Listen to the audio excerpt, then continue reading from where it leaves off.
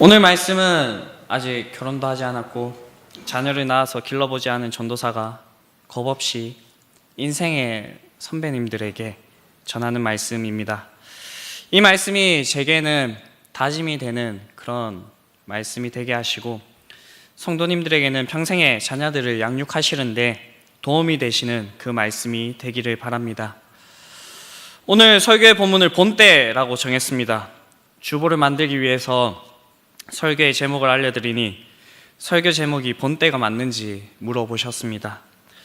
설교 전에 교육자실에서도 이 본때를 보여주겠냐라고 하는 그 말이냐고 이렇게 얘기를 하셨습니다. 그래서 한번 여쭤보겠습니다. 본때라는 말을 아십니까? 많은 분들이 본때를 보여주겠다, 따끔한 맛을 보여주겠다라는 말로 아실 줄로 알고 계실 수도 있습니다. 이것은 좀 부정적인 의미를 담고 있는 말이고요. 그런데 오늘 제가 사용한 이 본때는 좀 더 긍정적인 의미를 담고 있습니다. 이 본때는 본보기가 되거나 내세울 만한 것이 있는 이라는 뜻을 가지고 있습니다. 경상도 사투리에 보게 되면 본보기로 할 만한 곳이 있는 이라는 뜻도 있습니다. 즉 이 말은 본보기가 되다라는 이 말로 보아도 무방할 것입니다. 오늘 함께 읽은 본문은 사사기에 기록되어 있는 말씀이고요. 이 사사기의 이제 말씀을 생각할 때 우리 성도님들이 아주 익숙히 아는 말씀이 있습니다.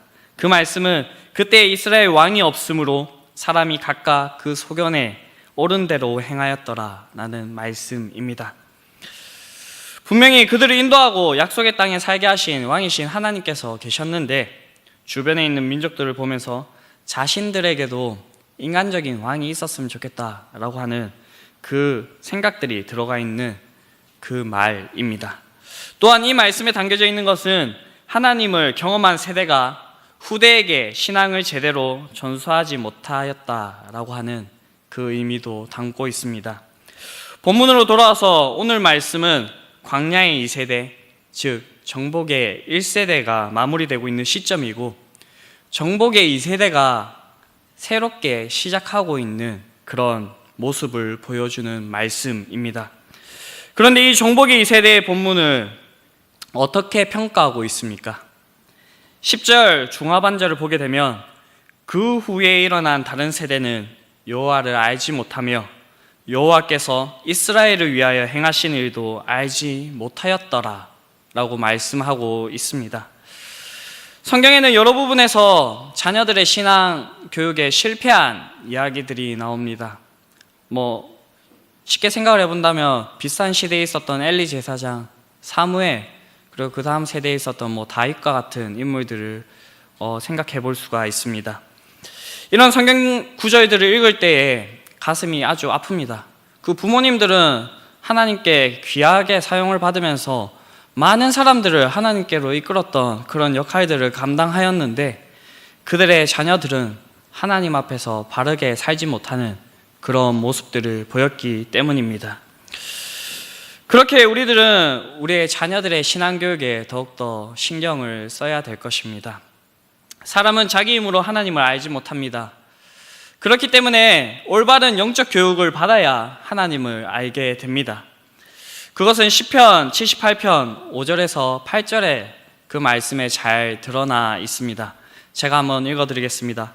여호와께서 증거를 야곱에게 세우시며 법도를 이스라엘에게 정하시고 우리 조상들에게 명령하사 그들의 자손에게 알리라 하셨으니 이는 그들로 후대 곧 태어날 자손에게 이를 알게 하고 그들은 일어나 그들의 자손에게 일러서 그들로 그들의 소망을 하나님께 두며 하나님께서 행하신 일을 잊지 아니하고 오직 그의 계명을 지켜서 그들의 조상들 곧 완고하고 패약하여 그들의 마음에 정직하지 못하며 그 심령이 하나님께 충성하지 아니하는 세대와 같이 되지 아니하게 하려 하심이로다.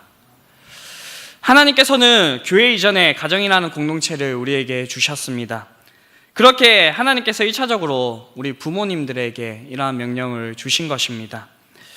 우리에게 주신 가정은 단순히 남편과 아내가 만나서 서로 사랑하는 공간, 자녀들을 출산하는 것에 그치는 그런 공간이 아닙니다.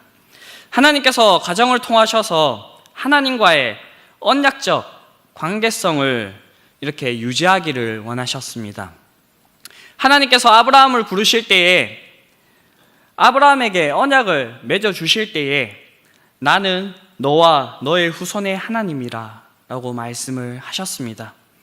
이 말씀에 따라서 언약의 백성이 된 우리들의 자손들도 그 언약의 관계 안에 들어가게 됩니다. 그렇기 때문에 구약에 난 지 얼마 되지 않은 그 어린아이에게 할례를 행하여서 언약의 자손이 되게 하는 것, 신약 시대에 넘어와서는 유아 세례를 줌으로써 이 언약의 백성이 되었다라고 하는 그 인을 치게 됩니다. 그렇게 신명기 6장 4절에서 7절의 말씀을 우리가 한 번 더 기억할 필요가 있습니다. 이스라엘아 들으라, 우리 하나님 여호와는 오직 유일하신 하나님이시니 너는 마음을 다하고 뜻을 다하고 힘을 다하여 내 하나님 여호와를 사랑하라.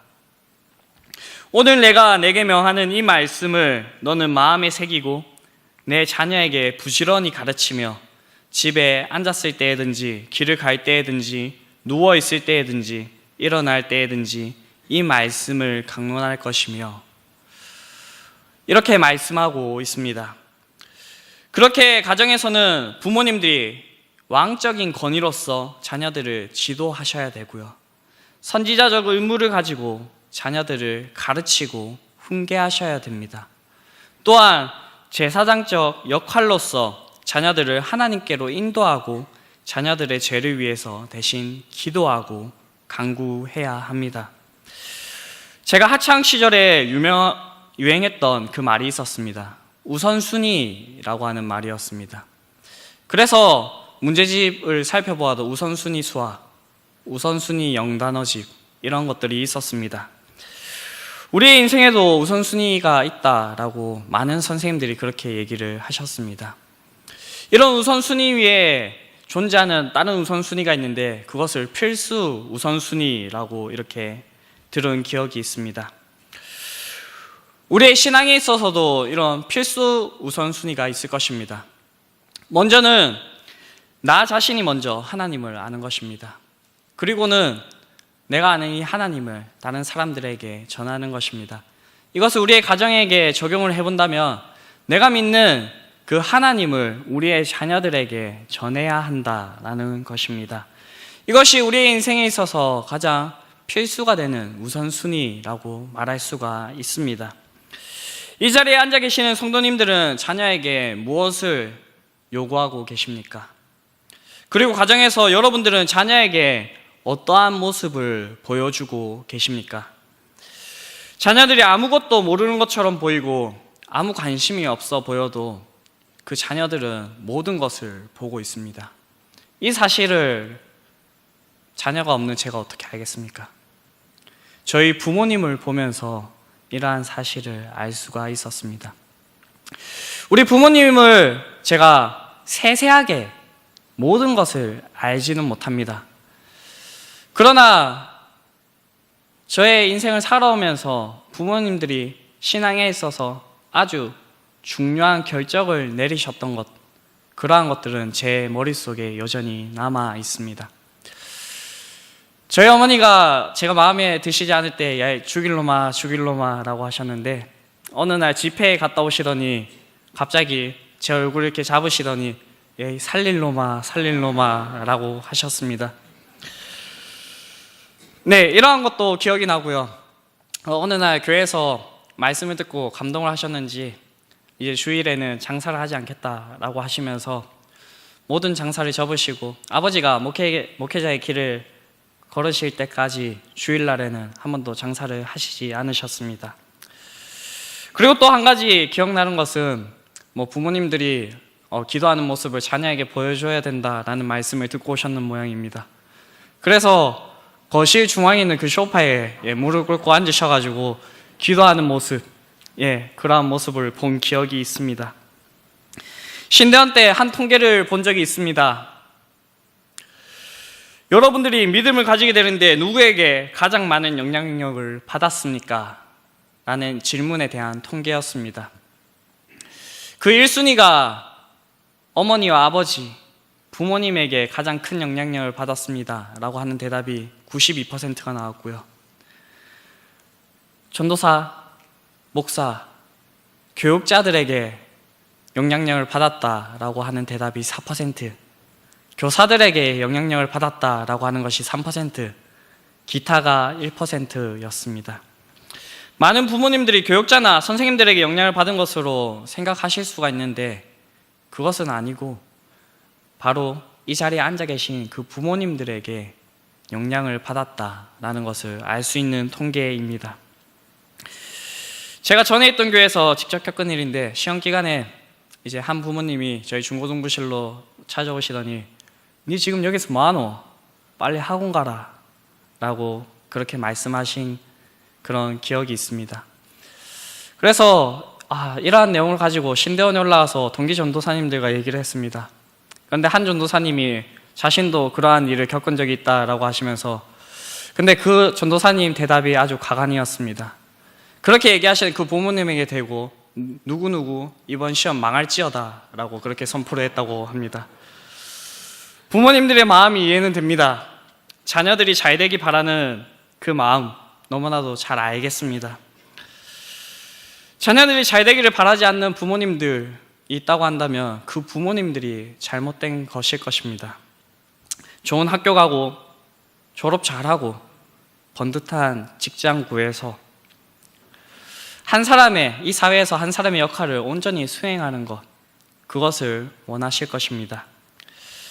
그런데 여기서 우리는 한 가지 생각해 보아야 됩니다. 무엇이 우리의 자녀들이 진정으로 잘 되는 일일까요? 제가 보고 들은 이야기 중에서 많은 부모님들이 모든 공부를 마치고 좋은 직장에 들어가서 신앙생활을 하면 된다라고 하시는 그런 부모님들이 있었습니다. 그 자녀들은 부모님의 바람대로 좋은 학교를 졸업을 했고요. 좋은 직장을 얻었습니다. 그런데 다시는 교회로 돌아오지 않았다라고 하는 이야기를 들은 적이 있습니다. 실제로 제가 사역을 하면서 만난 부모님들이 이러한 문제로 가슴 아파하고 고민하고 있는 그런 부모님들도 만난 적이 있습니다. 교육에는 시기가 있다고 합니다. 물론 세상의 교육에도 시기가 있겠지만 신앙 교육에도 때가 있음을 여러분들이 꼭 기억하시길 바랍니다. 여러분들의 자녀가 공부를 잘하고 좋은 대학 가서 출세하고 힘을 가지고 한 사람 목으로 이 세상을 살아간다라고 하지만 하나님 앞에서 악을 행한다면 그것을 하나님을 대적하는 그 일에 사용한다고 한다면 그것이 얼마나 슬픈 일이겠습니까? 세상적 성공보다 더 중요한 것은 여러분들의 자녀들이 신앙의 유산을 잘 물려받아 하나님을 잘 섬기고 하나님의 말씀에 순종하며 사는 믿음의 사람이 되는 것입니다. 이런 이야기를 싫어하시는 부모님들이 있습니다. 중등부나 중고등부 이제 학부모 간담회를 하다 보면 부모님들이 이런 말씀을 하십니다. 왜 교회에서 하나님만 잘 섬기면 된다고 얘기하냐고. 공부를 등한시해도 된다는 이야기를 하지 말아달라라고 말씀하시는 부모님들이 있습니다. 그런데 이 사실을 아십니까? 하나님을 인격적으로 만난 그 친구들은 자신의 삶의 영역에서도 최선을 다합니다. 이전에 왜 자신이 이러한 것을 해야 될지 몰랐던 그 친구들이 하나님을 만나게 되면 하나님께서 나를 통하여서 하실 그 일들을 기대하게 되고 자신의 삶의 영역에서 최선을 다하게 된다는 것입니다. 저도 우리 교회도 그저 하나님만을 잘 섬기면 된다라고 가르치지 않겠습니다.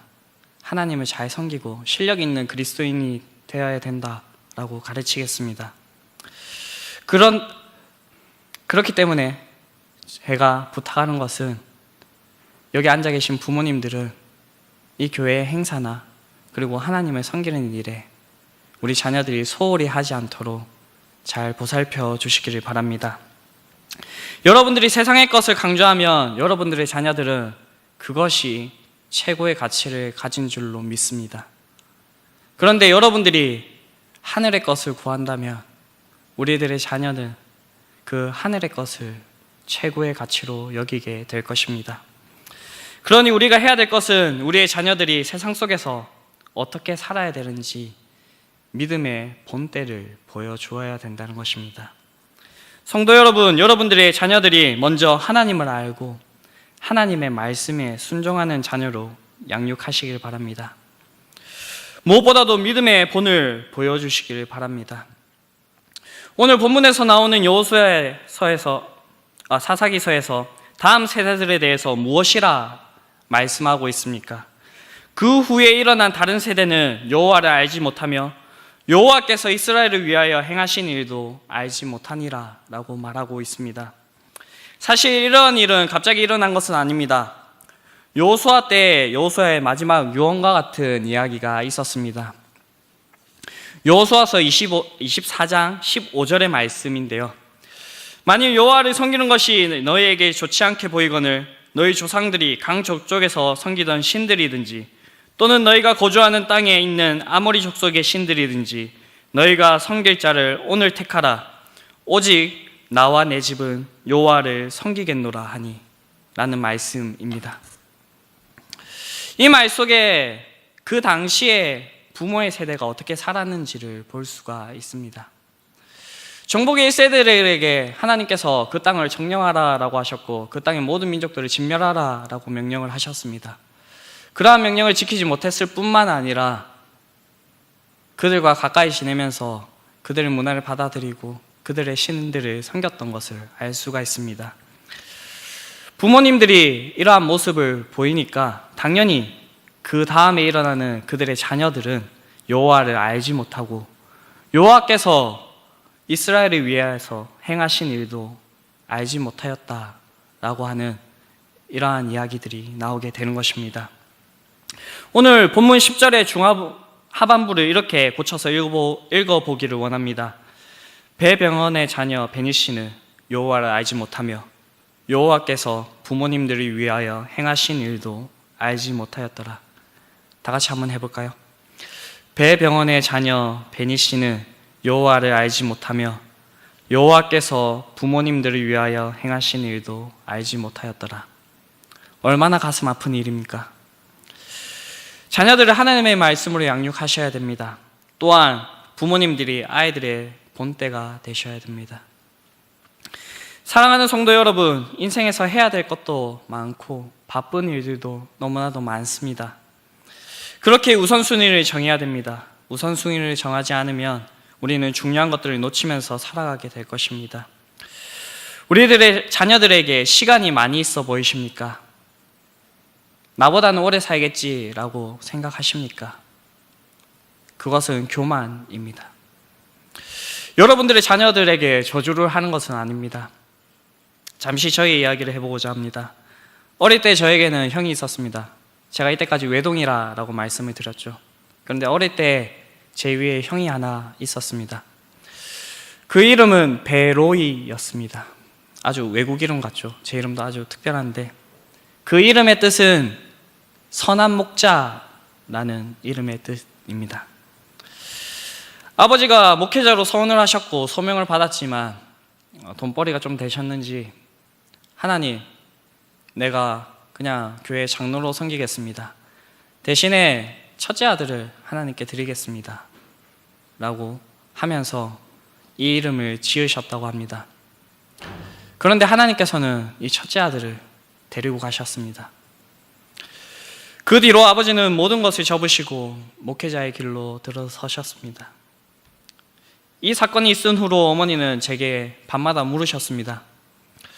니씨는 오늘 밤에 하나님이 불러서 죽으면 천국에 갈 수 있냐? 라는 것을 매일 물으셨습니다. 갈 수 있다고 하면 왜 갈 수 있는지를 물어보셨고요. 갈 수 없다라고 대답을 하면 예수님께서 행하신 그 일들에 대해서 들려주셨습니다. 그리고 어릴 때 아침에 일어나서는 말씀을 읽게 하셨고요. 아침을 준비하는 어머니의 귀에 그 말씀 읽는 소리가 들리지 않으면 읽지 않은 것으로 쳤고 그날 용돈을 안 주셨습니다. 교회에 빠지거나 그러면 저는 어릴 때 죽는 줄로 알았습니다. 제가 중학교 때까지 도시락을 싸서 들고 다녔는데 그 도시락 뚜껑 위에는 항상 외워야 할 말씀을 붙여주셨고, 기도하고 말씀을 외우고 밥을 먹어라 라는 문구도 함께 있었습니다. 급식을 먹는 고등학교 때에는 점심시간이 되면 어머니께서 말씀 한 구절을 문자로 보내주셨고, 이것이 습관이 되셨는지 오늘도 카톡으로 말씀을 보내주셨습니다. 제가 어릴 때 방황을 좀 진하게 했는데 이때 이러한 것들이 저를 잡아주지 않았나 생각을 해봅니다. 여러분들의 자녀에게 어떠한 것을 더 우선순위로 제시하고 계십니까?